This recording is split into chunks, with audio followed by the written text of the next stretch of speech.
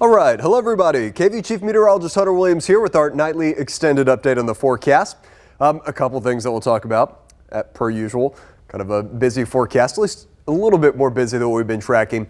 Something happened today that has not happened at all so far this month, so we'll start with that. Otherwise, hot and humid as we go through the middle and the end of the work week.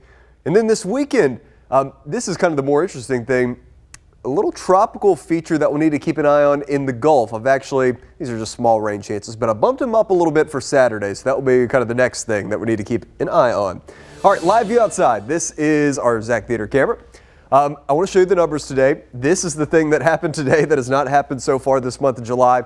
It was hotter than average today. Normal would be 97 for the 22nd of July. Today we hit 98. Again, we haven't had a single day so far this month that has been warmer than the average. This is the calendar. A lot of blue boxes on there.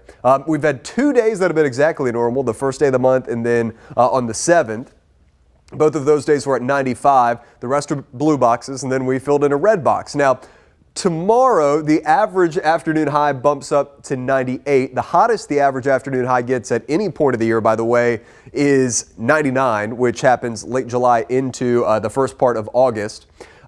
So I have 98 in the forecast tomorrow, so it's possible we could have a gray box again tomorrow, but eventually I do think we get some 99s and we start to fill in some red boxes as we get into Thursday and Friday. So a few more above average days are likely on the way. Satellite radar right now is completely quiet. We had a few little rain showers that developed. It was actually fairly widespread across the hill country this morning. None of it was heavy, thankfully. But this developed on the tail end of a little area of low pressure which swung through our area. So you can see there a little bit of a swirl going on here. This is where that little low is spinning, and then now on the south side of that we have heavy rain that's developed on the higher terrain of northern Mexico into West Texas. Even a couple of flash flood warnings out here west of San Angelo. You can see the flood risk as we go through the rest of this evening and tonight. Level 2 over far west Texas, then a level 1 goes to about San Angelo, but no risk for flooding into our area for tonight. But I also wanted to show you the water vapor imagery. Isn't this cool? You can see where this thing's swirling away. Look at that. Drifting north, so that's going to be in the Texas Panhandle and it's going to kind of cross up into Oklahoma. As far as our odds of rain through this evening and tonight, very low. I can't rule out a passing shower across the hill country again tonight, but the odds of that are only about 10%. And again, it's not going to be heavy, no flood risk, no severe risk, nothing like that for tonight. Here's the plan for tomorrow. So just the usual patchy low cloud cover. I think more quickly than what happened today, though, that gives way to sunshine. So by lunchtime, it's sunny, it's 93. Then the high temperature tomorrow, 98 is in the forecast for Austin, which again, because the average goes up again tomorrow, would have us exactly at average. But look, there's a chance, hey, we could overachieve. We actually overachieved by 1 degree today, so if we did that again tomorrow, then we could go above again. 97 at Bastrop, 97 at Lockhart for Wednesday. Looking at mainly mid-90s in the hill country, again, mostly sunny by the afternoon with the southeast breeze. Closer look at the I-35 corridor and the metro. San Marcos 98, Kyle 97 for you, Wimberley, Dripping Springs also around 97. 97 in the forecast for Round Rock 2. Factor in the humidity, feels like temperatures are still going to be in the triple digits for all areas along and east of I-35 in that 100 to 105 degree range. Okay, so that's the first main thing I want you to know about. The heat, the humidity, next couple days.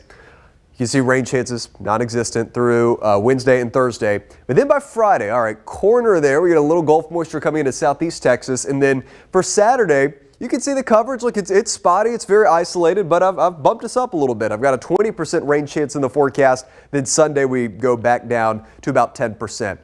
Okay, well, here's an update. I was about to tell you that the Hurricane Center was not yet tracking anything. I'm going to fix this for you. So we're going to go over here and get our graphics pulled up here. Earlier they were saying no tropical development. Now this area north of the Bahamas, this is virtually identical to what happened with the system last weekend. It's going to cross over the Florida Peninsula into the northern Gulf where there's a low chance for development. So let me see if I can get you the current numbers on this. I'm trying to switch over so I can control my computer over here. All right, there we go. So we will clear this off. And so it's yellow, which means they've given it a low chance. I'd imagine they probably gave it about a 20%. So let's see what they're doing here. And this is the great part about being live on KVU Plus. No time cues. we can take some time. All right, so I'm pulling this up on the NHC site. So here's what they're saying. A trough of low pressure on the southern end of a frontal boundary is currently located just offshore the southeastern U.S. coast. Over the next few days, this system is forecast to move west-southwestward into the north-central portion of the Gulf, where environmental conditions could allow for some development if the system remains far enough offshore. By this weekend, the system is likely to move inland, ending its chances for development regardless of formation. Heavy rain could be possible for portions of the northern Gulf Coast through this weekend. Chance of formation through 48 hours is low at 10%. Chance of formation through 7 days also low at 10%. So they're not giving it big odds, but it does not surprise me at all that they are finally tracking this thing, again, which is going to follow a similar scenario to the weak tropical disturbance from last week. The one last week got hung up too far north, and that's why I didn't have a chance to develop it. It was hung up here over land. Looks like this one could be a little bit different, but again, time will tell. So here's one of our models. This is the European model. And we'll fast forward here. So this is 5 p.m. on Wednesday. So at that point, again, it's here now. It will have crossed over Florida. It will be in the warmer waters of the Gulf. The map that we're looking at here is what we call precipitable water. So the brighter the colors get on the top edge of the scale here, the more moisture in the air. So this that I've circled for you is where the tropical moisture associated with this system will be. You can see this European model, it doesn't develop this into a tropical storm or certainly not a hurricane, but it brings some of that tropical moisture into the Texas coast and maybe even here into central Texas for Friday into Saturday of this week. So as of now, this looks like just the return of some small rain chances, but it's the Gulf and it's hurricane season. So obviously we're going to have to keep an eye on it, make sure nothing unexpected happens here. This is another model. So this is our graph model, high-res data.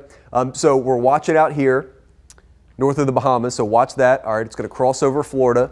You can see it starts to swirl a little bit, and then we'll stop here. So this would be 7 a.m. on Thursday. Again, just one model run. Whereas that last system got hung up here over the northern Gulf, this model says maybe we get this thing down over water a little bit more where it would have at least some chance of developing. So we'll keep going. And this is the last frame of the model, which is going to be noon on Friday. So we can't go any farther than this. But it doesn't have anything crazy, but it has just disorganized rain and some heavy storms over the western Gulf by noon on Friday. So again, for us, we'd be looking at a small rain chance on the northern side of that Friday. Then as this moves inland, maybe we get into a slightly higher rain chance on Saturday. Again, guys, nothing I want you to be worried about. Just to be clear here, our 7-day rainfall of both our GFS American model and our European model says GFS model, a couple hundredths of an inch. European model says maybe up to a quarter of an inch or so in our southeastern areas. I'm not looking at a flood risk. I'm not looking at a heavy rain risk right now. But again, it's hurricane season. So it's just one of those things that we'll need to be watching. 7-day rainfall potential kind of tells the story on the northern edge of this as it's taking shape. Maybe some more heavy rain over parts of Louisiana. They got heavy rain from that last system. And then likewise, maybe some better rain chances Friday into this weekend for the Houston area in southeast Texas, down along the Texas coast to Corpus. And then we get into much lower rain chances quickly here in central Texas as the forecast looks right now. So for tonight, partly cloudy. Again, a 10% chance for a hill country shower. Not a big deal tonight, 76. Tomorrow, mostly sunny, hot, humid, 98. That 98 in Austin is going to feel more like 102. Here's my 7-day forecast. So we go 98 tomorrow. Thursday, we go up to 99.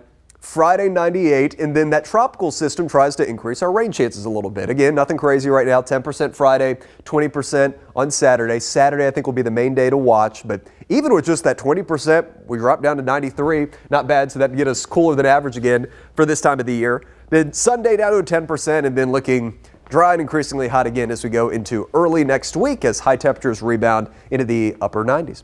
So that's what we're tracking for you. We appreciate everybody joining us here for our nightly edition of the extended forecast here at KVU Plus and YouTube Live and all of our streaming platforms. Take a little bit of a break. Again, I'll be looking at the new data that's coming in this evening on that potential weak tropical system, and we'll be talking all about that coming up on KVU News tonight at 10. Y'all have a good evening, and we will see you in just a few hours.